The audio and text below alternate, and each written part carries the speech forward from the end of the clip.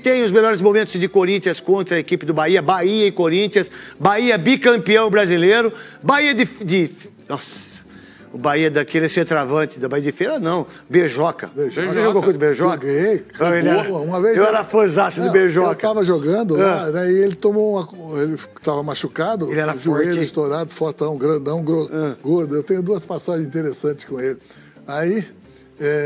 eu fui pegar ele no colo para colocar fora do campo, não conseguia, era muito pesado, cara. Ele fazia gol, hein? Fazia gol, era um tanque. Um tanque, Beijoca. Pelo amor de Deus. Beijoca.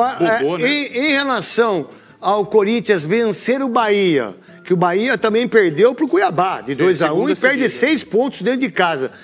O Corinthians ganhando um jogo fora de casa. É o segundo jogo do Corinthians ganha, Leão. Esse jogo é difícil, hein? Isso que eu queria te perguntar. Esse jogo dá uma moral a mais ainda pro Ramon Dias, na chegada dele, saindo da zona do rebaixamento. O que você, pela sua experiência... Eu acho que esse jogo aí deve ser um marco muito bom pro Corinthians. Não só pela chegada do novo treinador, mas principalmente para os atletas do Corinthians saberem que eles podem vencer, desde que queiram vencer e jogar coletivamente. E o Bahia está muito bem com o Rogério, certo? E dificilmente perde lá dentro. Então esse resultado pode despertar um interesse maior e um retorno maior de futuras vitórias para o Corinthians. Apareceu ali na tela. Quando o Edu aparece, ele traz alguma coisa para o nosso debate. Eduardo Afonso, prioridade. O pós-jogo de Bahia e Corinthians. Boa noite para você, Edu.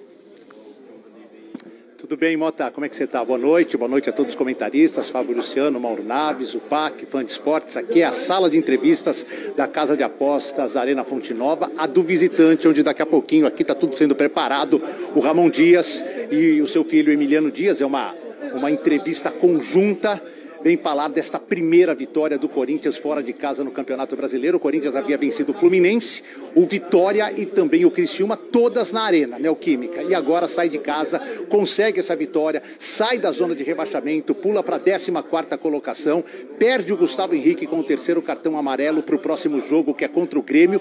E contra o Grêmio há uma chance enorme do Corinthians engatar 3 vitórias na temporada. Isso só aconteceu uma vez. Foi exatamente numa vitória contra o Argentino Júnior 4-0 pela Sul-Americana, depois uma vitória contra o América de Natal na Copa do Brasil 2-1 e na sequência a vitória contra o Racing 3-0. Entre 14 e 28 de maio, só esta sequência de 3 vitórias que agora o Corinthians tem ótima chance de fazer e não só se distanciar, jogar um rival mais um pouco para baixo no jogo que acontece na próxima quinta-feira na Arena Neoquímica. Aliás, semana difícil, Grêmio e Atlético Mineiro, os dois adversários do Corinthians.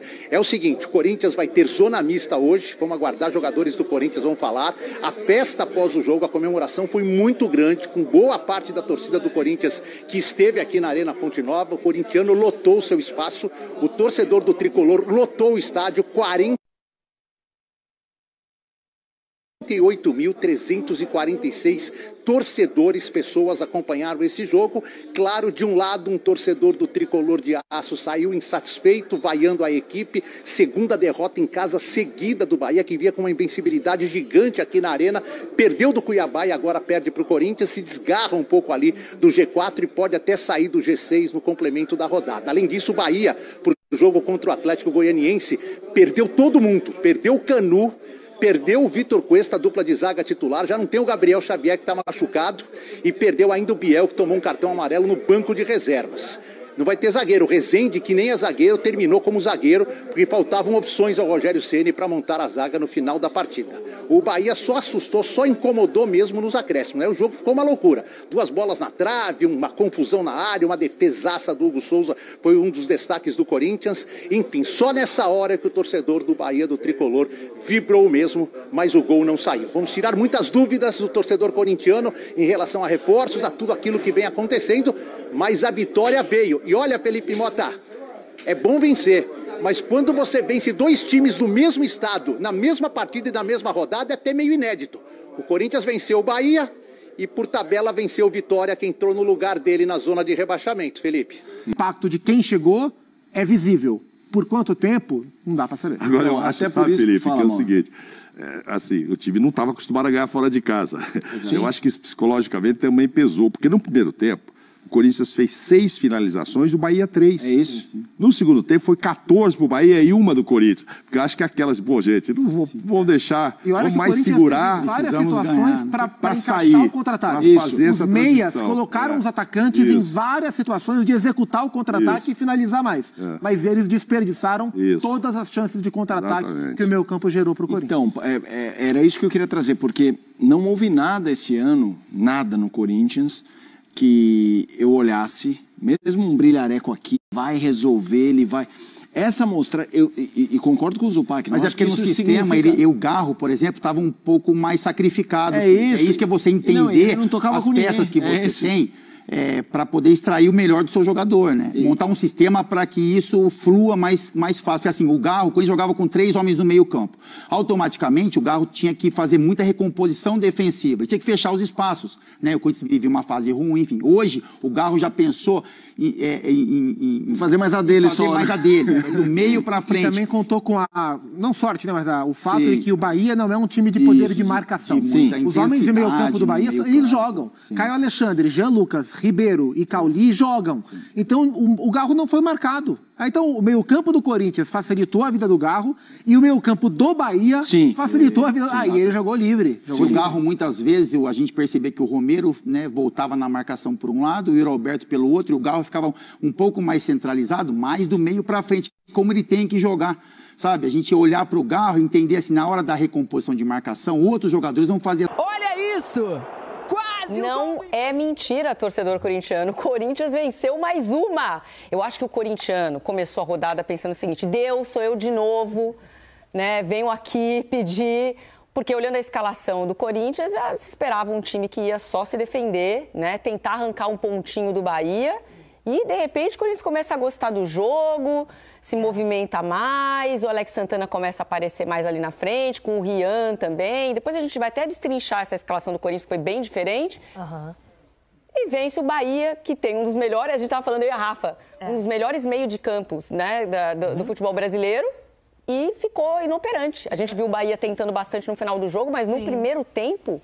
O Corinthians anula o meio de campo do Bahia. E, para mim, esse foi o ponto fundamental para o Corinthians conseguir essa vitória importantíssima fora de casa. Né? Ruim para o Bahia, que está perdendo mais uma dentro de casa. E excelente para esse momento que o Corinthians consegue 3 pontos, 6 seguidos, né? Segunda vitória consecutiva, o que é excelente. Consegue jogar o Corinthians 3 posições acima. E principalmente porque conseguiu tirar o melhor do Bahia, que é o meio de campo. Conseguiu, a partir do meio de campo, construir o seu melhor jogo em velocidade. O Corinthians poderia, inclusive, ter feito um resultado melhor ainda. Só que o Yuri Alberto, mais uma vez, ele pecou em algumas vezes em tomada de decisão. Não nessa daí.